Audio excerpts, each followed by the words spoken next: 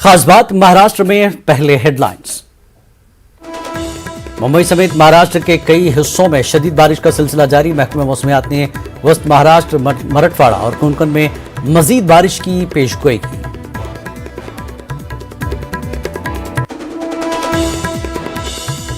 नांदेड़ में हो रही मूसलाधार बारिश से आम जिंदगी दरहम बरहम। कई बस्तियों में बारिश का पानी हुआ दाखिल। बचाव और राहत का काम जारी।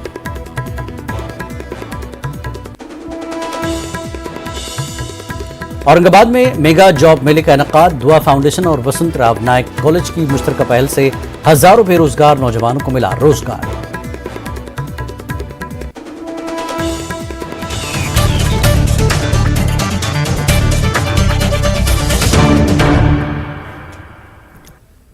मुंबई में मुसलसल बारिश की वजह से कई इलाकों में पानी जमा हो गया है। महकमे मौसमियात ने 14 जुलाई तक बारिश की पेशगोई की है। महानगर पालिका ने हाई टाइड के वक्त सयाहों से बीच पर जाने से मना किया है। महाराष्ट्र के परभनी, हिंगोली, कोल्हापुर, सांगली, सातारा, पुणे, रत्नागिरी समेत दीगर जिलों में आइंदा कुछ घंटों में औसत बारिश हो सकती है। महकमा मौसमियात ने वस्त महाराष्ट्र, मराठवाड़ा और कोंकण में बारिश की पेशगोई की है।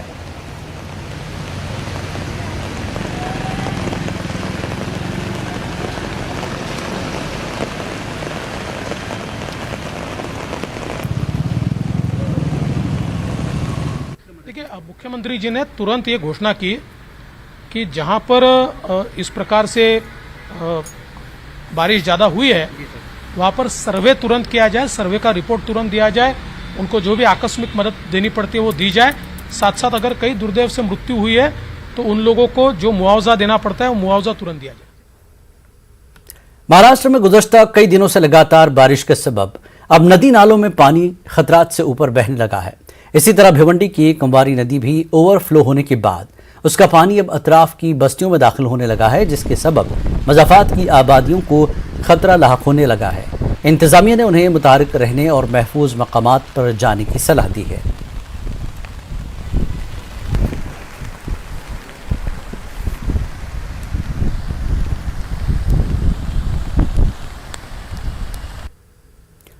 नांदेड़ समेत मराठवाड़ा के सभी अजला में पिछले एक हफ्ते से जोरदार बारिश का सिलसिला जारी है। भारी बारिश की वजह से दिन ब दिन हालात संगीन होते जा रहे हैं।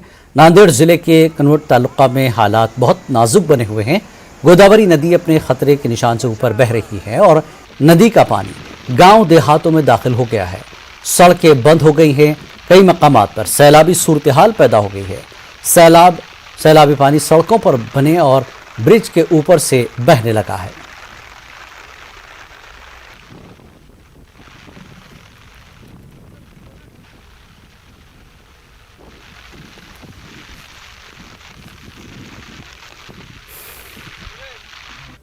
अपोरापेट के रहवासी हैं।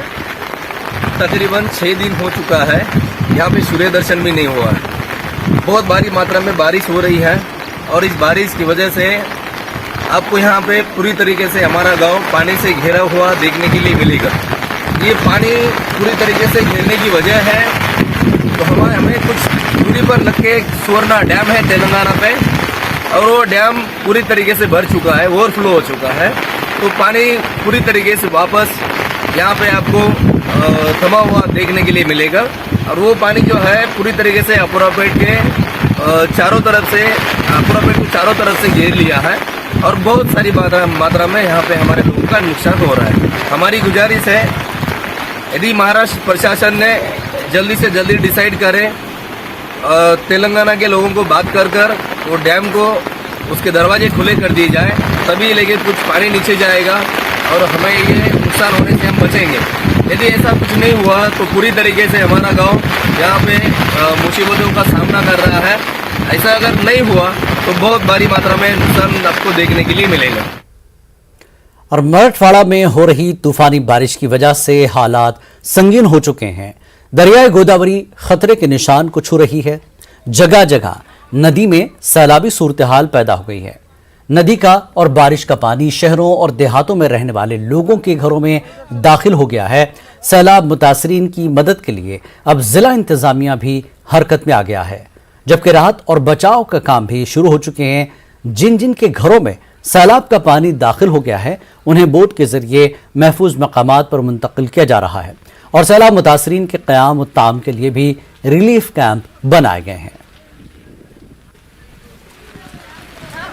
नहीं, मैं सबको पूरे नांदेड़ वासियों को यही बोलना चाहता हूँ कि IMD ने कल और अगले 2 दिन ऑरेंज अलर्ट दिया है। बड़े पैमाने पे बारिश हो रही है। कल रात को भी कुछ सर्कल में 180 mm से 200 mm तक बारिश हुई है।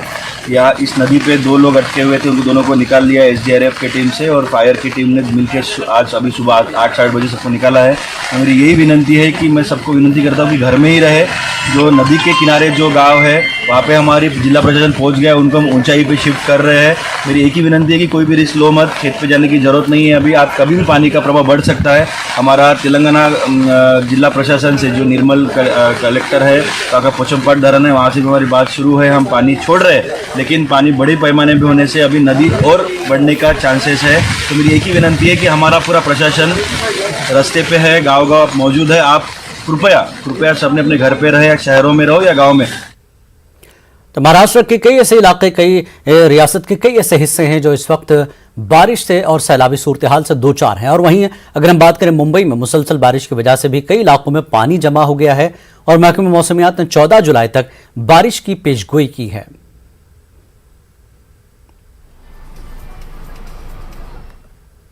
अभी लास्ट 24 आवर्स में कोंकण, गोवा, मध्य महाराष्ट्र और मराठवाड़ा में वाइड स्प्रेड रेनफॉल हुआ है। बहुत सारे जगह में heavy to very heavy rainfall हुआ है एंड आइसोलेटेड प्लेसेस में एक्सट्रीम हेवी रेनफॉल भी हुआ है in all this 3 met subdivisions like your, जैसे मैंने बोला है, मध्य महाराष्ट्र, मराठवाड़ा एंड कोंकण गोवा। अभी महाराष्ट्र में मानसून काफी एक्टिव स्थिति में है, जैसे ये कल भी था। ये एक्टिव स्थिति में रहने का कारण है कि फेवरेबल सिनॉप्टिक सिचुएशंस। अभी कौन सा फेवरेबल सिनॉप्टिक सिचुएशंस जो आज भी कायम है, ये मैं बताना चाहूंगा।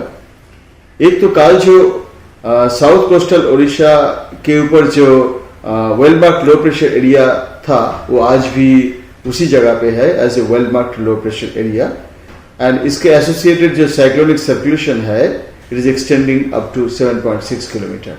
और कल जो ईस्ट वेस्ट शेयर जोन था, वो आज भी वो ईस्ट वेस्ट शेयर जोन है along 20 degree north latitude at the middle level of the atmosphere. And because of this favorable synoptic situations, हम expect करेंगे कि day 1, day 2, खास करके day 1, day 2 and day 4 onwards of course कम हो जाएगा। day 1, day 2 and day 3 में wide spread rainfall मिलेगा Konkan, Madhya Maharashtra and Marathwada. And day 4, 5 में मराठवाड़ा में रेनफॉल कम हो जाएगा। But the key date is day 1 and day 2, that is 13 and 14 तारीख। इसमें heavy to very heavy rainfall with isolated places में extreme heavy rainfall होने का संभावना है कोंकण, गोवा एंड घाट एरिया से Madhya Maharashtra as well as Marathwada का एक दो जगह में भी एक्सट्रीम हेवी रेनफॉल का संभावना है। अकोला जिले में पिछले 4-5 रोज से लगातार बारिश के सबब आवाम को परेशानियों का सामना करना पड़ रहा है। जिले के महिसांग गांव के करीब वाक़ मुरना नदी के पुल पर एक पिकअप वैन नदी में गिर जाने से 2 लोग शदीद जख्मी हो गए हैं। उधर बालापुर तालुका में रमजानपुर बांध में ज्यादा पानी जमा हो जाने से कुछ गांव में पानी दाखिल हो गया है।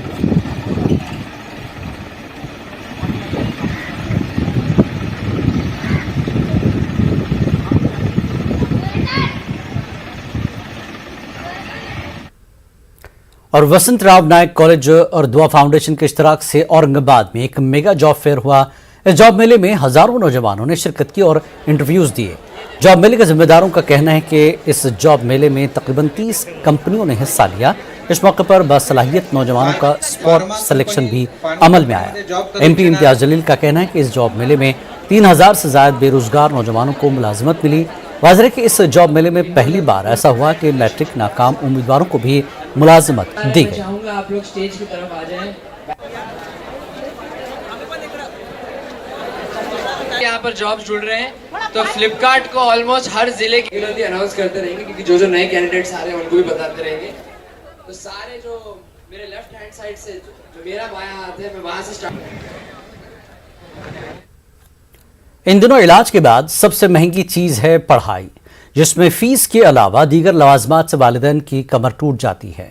ऐसी महंगाई में तलबा को तालीमी इमदाद पहुंचाने के लिए मुमरा में सुल्ताना वेलफेयर ट्रस्ट की जानिब से गुज़श्ता बरसों से ज़रूरतमंद तलबा में कॉपियां तकसीम की जाती हैं, जो कि इमसाल भी की गई।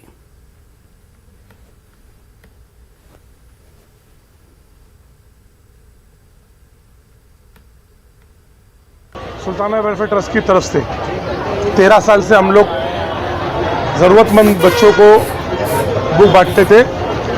इस साल भी, पिछले 2 साल कोविड के कारण नहीं दिया गया था क्योंकि स्कूल भी बंद थे। इस साल भी रोज़ 1000 बच्चों को सुल्ताना वेलफेयर ट्रस्ट की ओर से हम लोग ये बुक डिस्ट्रीब्यूट करेंगे। लगभग रिक्वायरमेंट है लोगों के, हमने पहले ही स्कूल का दाखला और रिक्वायरमेंट फॉर्म के जरिए मंगाया था कि आपको कितनी लगेगी। जिस हिसाब से जो स्टूडेंट्स की रिक्वायरमेंट है उस हिसाब से बुक का हमने निवारण करेंगे। ज़रूरतमंद जो है बच्चे, उनको हम लोग बुक्स डिस्ट्रीब्यूट करते हैं सुल्ताना वेलफेयर ट्रस्ट की तरफ से। बीच में कोविड की वजह से 1-1.5 साल हम लोग नहीं कर पाए थे। अल्हम्दुलिल्लाह अभी हालात जब से बेटर हो गए हैं तो हमारे जो सारी रूटीन्स रहती थी, चाहे सुल्ताना वेलफेयर ट्रस्ट की तरफ से बच्चों को फीस डिस्ट्रीब्यूट करना हो या बच्चों को बुक्स डिस्ट्रीब्यूट करना हो, हम लोगों ने वापस से 1 साल से उस सारी चीज़ों को चालू कर दिया है। तो आप देख ही सकते हैं कि जैसे भीड़ चल रही है, बुक्स बंट रहे हैं, तो ये हमारी एक तरीके की रूटीन ही रही है 13-15 साल से, और हम लोगों ने इसको